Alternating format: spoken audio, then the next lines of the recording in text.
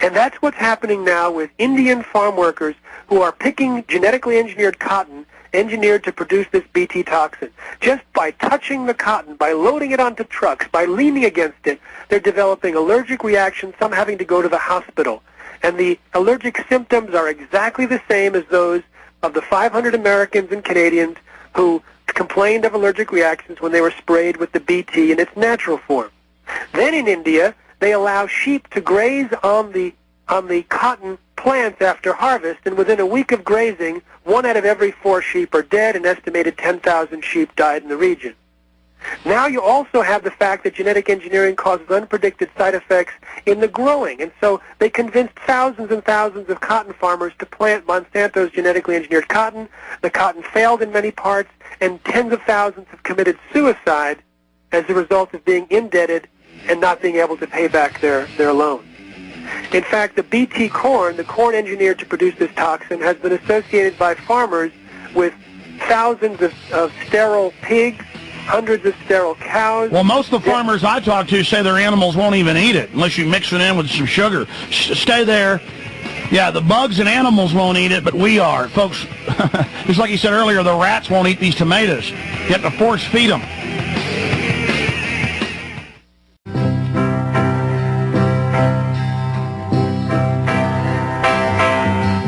I read the news today, oh boy, about a lucky man who made the grade. And though the news was wrong, I'm going to ask our prestigious guest about how they're testing and using hundreds of different genetically engineered bacteria and viruses in the oceans for spills, chemical spills and things.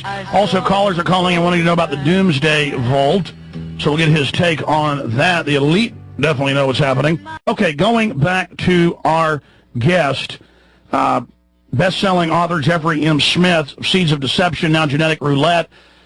Please continue, sir.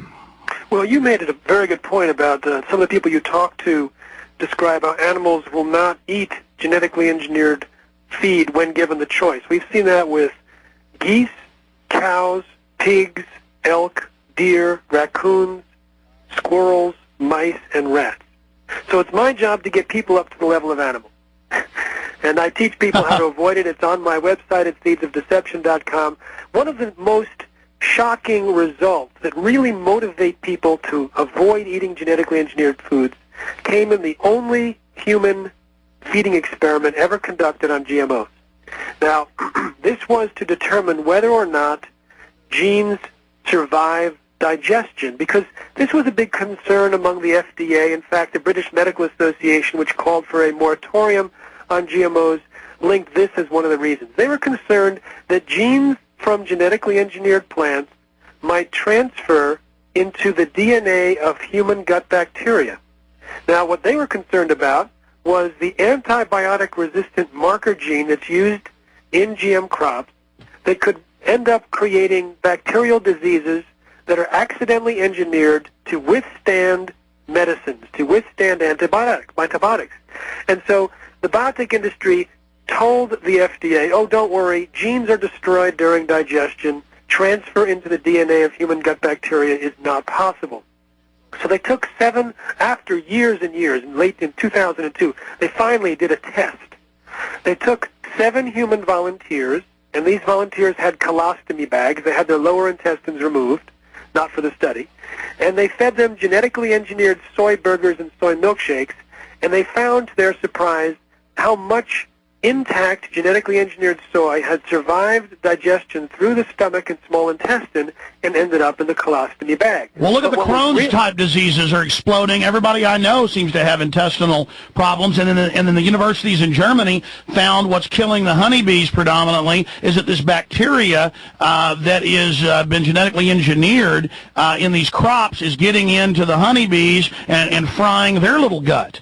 Well, you're getting ahead of me, because that's exactly what they found. The next thing that they checked, they looked inside the bacteria before they fed these people the burger and milkshake, and they found that in 3 of the 7 human volunteers, the gene that had been inserted into the soybean to make the soybean resist death by herbicide, that herbicide-tolerant gene had transferred from some soy food they had eaten in the past and had taken up residence in the DNA of their gut bacteria and continued to function, which means long after they stop eating genetically engineered soybeans, they're still producing this foreign genetically engineered protein inside their own intestines. Now, a corollary to this, and I keep interrupting. I want listeners to know you're only giving them the base stuff. As scary as it sounds, it gets much worse.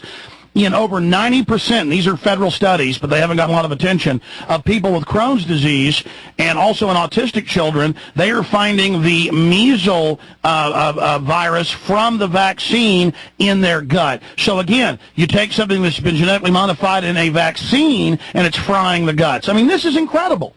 Yes, and the thing is, the gut bacteria is very important. In fact, there are 10 times more cells in our gut bacteria than there are in our entire bodies. The gut bacteria is used for creating vitamins and minerals, it's used as part of the immune system, and it's used as part of digestion. Now consider what would happen if you eat a genetically engineered corn chip. Now, corn is genetically engineered predominantly to produce a pesticide. If the gene that produces this pesticide were to transfer to the DNA of your gut bacteria, it might theoretically transform your intestinal flora into living pesticide factories, possibly for the long term. So this is a completely possible scenario. But you say possible, they're covering it up. This stuff's happening everywhere.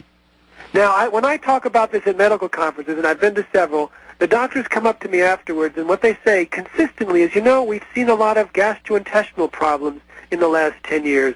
Maybe it's this colonization of the gut bacteria from genes that have been inserted into crops. Now, the biotech industry, when I've debated them, they'll come back with a really wimpy argument saying, oh, well, if genes transferred from plants, we'd be green, we'd have the photosynthesis. If genes transferred from plants, it would happen all the time. But they completely neglect the fact that there are natural barriers from genes transferring from plant genes into bacteria DNA. But with genetically engineered crops, they put in genes from the bacteria into the plant. Which is animal, which is able to transfer over and is. Exactly. It is optimized. In all of the natural barriers that we know about that prevent transfer from plant genes into bacteria are overcome and stripped away with genetic engineering. Since you bring up their spin, this is the Rush Limbaugh talking point. They say George Washington Carver crossed plants and got different varieties. Well, that was using natural breeding, like breeding dogs or horses. You weren't changing any of the original DNA. You were taking the animal with different characteristics and going for that, and you still get some problems. That's totally different. They talk to us like we're little kids. No, if you take a bacteria and stick a cockroach gene and a plant gene in it, and maybe 15 other genes, and then stick it in a corn plant, that's totally separate. That's very well said, and that is exactly their spin. They try and say, oh, we've been doing this for 10,000 years, it's just a more precise method. And needed to feed a hungry world, and it's safe, and the FDA proves it's safe, and it'll reduce pesticides, and it'll increase yields. All of that is PR spin. Now, about this time, I'm suspecting that some of your listeners are concerned about how to avoid eating genetically engineered foods. So I think we have to touch on that before we get into more of these risks. There are 4 ways. First, you can buy products that say organic. Second, and organic products are not allowed to use GM inputs. Second, you can buy products which have voluntary labels on it that say non-GMO or made without genetically modified ingredients. Third, you can consult a shopping guide, which you can find on our website at seedsofdeception.com under How to Avoid GM Foods. And fourth, you can learn what the at-risk ingredients are and read the panels on the side of the packages to make sure it doesn't contain one of the 7 genetically engineered crops in North America. And that is soy, corn, cotton, and canola. Those are the 4 major ones. And unfortunately, soy and corn are in, I would say, 9 out of 10 processed foods.